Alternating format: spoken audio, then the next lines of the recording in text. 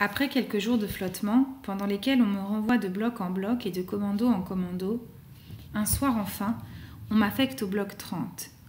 Il est déjà tard et on m'indique une couchette dans laquelle je retrouve Diana, déjà endormie. Diana se réveille et bien qu'épuisée, me fait place et m'accueille amicalement. Mais je n'ai pas sommeil. Ou plutôt, mon besoin de sommeil est momentanément neutralisé par un état de tension et d'anxiété dont je ne suis pas encore parvenue à me libérer et qui me pousse à parler et parler sans pouvoir m'arrêter. J'ai trop de choses à demander. J'ai faim. Et quand on distribuera la soupe de demain, comment ferai-je pour manger sans cuillère? Et comment fait-on pour avoir une cuillère? Et où est-ce qu'ils m'enverront travailler? Diana n'en sait naturellement pas plus que moi et répond à mes questions par d'autres questions. Mais voilà que d'en haut, d'en bas, de près, de loin, de tous les coins de la baraque, des voix ensommeillées et furibondes me crient « Roue, roue !» Je comprends qu'on m'ordonne de me taire, mais comme ce mot est nouveau pour moi et que je n'en connais pas le sens ni les implications, mon inquiétude ne fait que croître. Le mélange des langues est un élément fondamental du mode de vie d'ici. On évolue dans une sorte de Babel permanente, où tout le monde hurle des ordres et des menaces dans des langues parfaitement inconnues, et tant pis pour ceux qui ne saisissent pas au vol. Ici, personne n'a le temps, personne n'a la patience, personne ne vous écoute. Nous, les derniers arrivés, nous nous regroupons instinctivement dans les coins, en troupeau, pour nous sentir les épaules matériellement protégées. Je renonce donc à mes questions et sombre rapidement dans un sommeil âpre et tendu, qui ne me laisse en réalité aucun moment de répit. Je me sens menacée, traquée, je suis prêt à tout instant à me raidir en un réflexe de défense. Je rêve, et je rêve que je dors sur une route, sur un pont, en travers d'une porte au beau milieu d'un va-et-vient continuel. Mais voici que j'entends, qu'il est tôt encore, la cloche du réveil. La baraque tout entière s'ébranle, les lumières s'allument, une frénésie collective s'empare soudain de tous les occupants.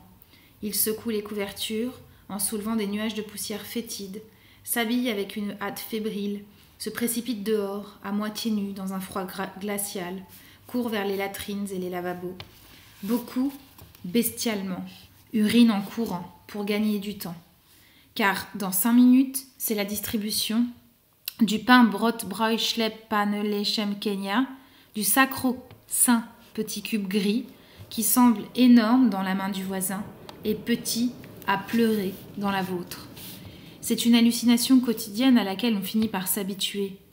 Mais dans les premiers temps, elle est si irrésistible que beaucoup d'entre nous, après de longs palabres à deux sur la malchance manifeste et constante de l'un et la chance insolente de l'autre, finissent par échanger leurs rations pour voir l'illusion se recréer aussitôt en sens inverse, nous laissant tous frustrés et mécontents. Le pain est également notre seule monnaie d'échange. Durant les quelques minutes qui s'écoulent entre la distribution et la consommation, le bloc retentit d'appels, de disputes et de poursuites. Ce sont les créanciers d'hier qui réclament leur dû dans les courts instants où le débiteur est solvable. Après quoi, un calme relatif s'établit et beaucoup en profitent pour retourner aux latrines, fumer une moitié de cigarette ou au lavabo pour se laver un peu plus sérieusement. Les lavabos sont un lieu peu accueillant, une salle mal éclairée et remplie de courants d'air avec un sol de briques recouvert d'une couche de boue. L'eau n'est pas potable, elle a une odeur écœurante et reste souvent coupée pendant des heures.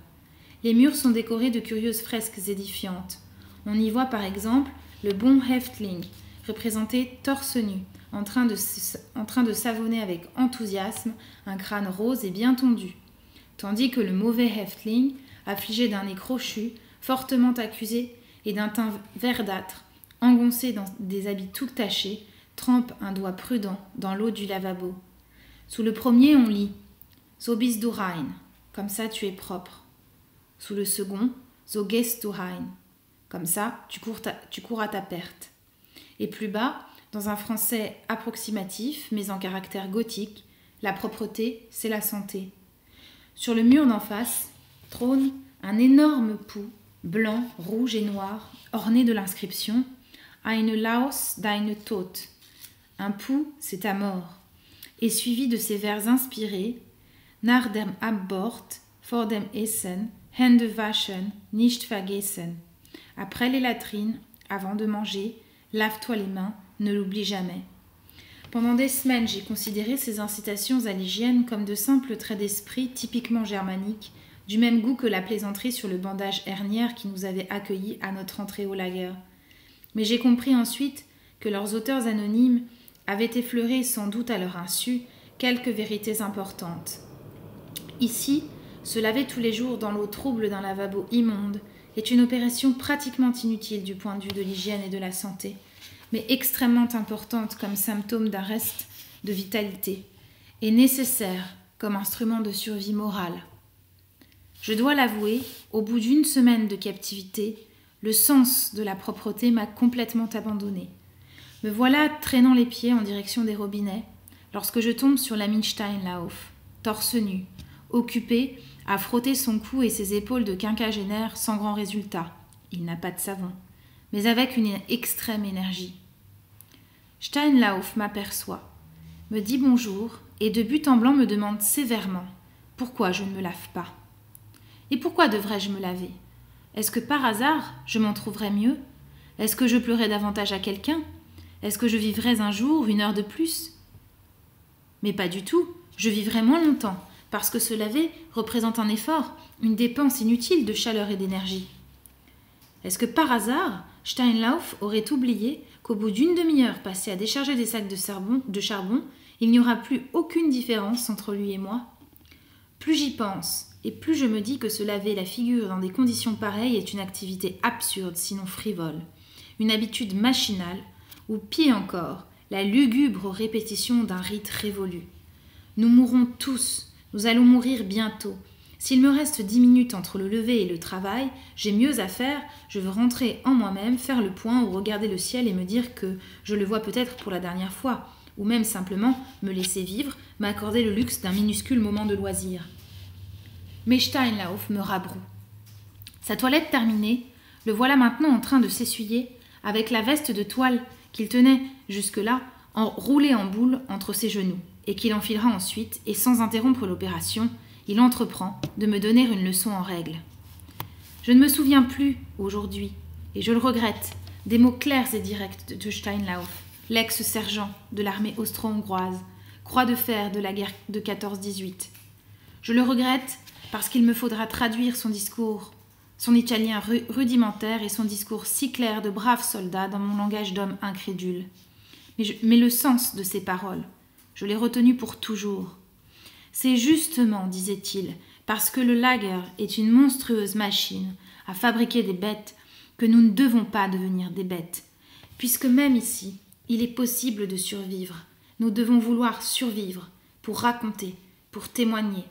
Et pour vivre, il est important de sauver au moins l'ossature, la charpente, la forme de la civilisation. Nous sommes des esclaves, certes, privés de tout droit, en butte à toutes les humiliations, voués à une mort presque certaine. Mais il nous reste encore une ressource, et nous devons la défendre avec acharnement, parce que c'est la dernière, refuser notre consentement. Aussi, est-ce pour nous un devoir envers nous-mêmes que de nous laver le visage, sans savon, dans de l'eau sale, et de nous essuyer avec notre veste, un devoir de cirer nos souliers, non certes parce que c'est écrit dans le règlement, mais par dignité et par propriété. Un devoir enfin de nous tenir droit et de ne pas traîner nos sabots, non pas pour rendre hommage à la discipline prussienne, mais pour rester vivant, pour ne pas commencer à mourir. Tel fut le discours de Steinlauf, homme de bonne volonté, discours accueilli avec une sorte d'étonnement par des oreilles déshabituées, discours compris et accepté en partie seulement, et adouci par une doctrine plus abordable, plus souple et plus modérée, celle-là même qui se transmet depuis des siècles en deçà des Alpes, et selon laquelle, entre autres, il n'est pas plus grande vanité que de prétendre absorber tels quels les grands systèmes de morale élaborés par d'autres peuples sous d'autres cieux. Non, la sagesse et la vertu de Steinlauf, bonnes pour lui sans aucun doute, ne me suffisent pas. Face à l'inextricable dédale de ce monde infernal, mes idées sont confuses. Est-il vraiment nécessaire d'élaborer un système et de l'appliquer? N'est-il pas plus salutaire de prendre conscience qu'on n'a pas de système ?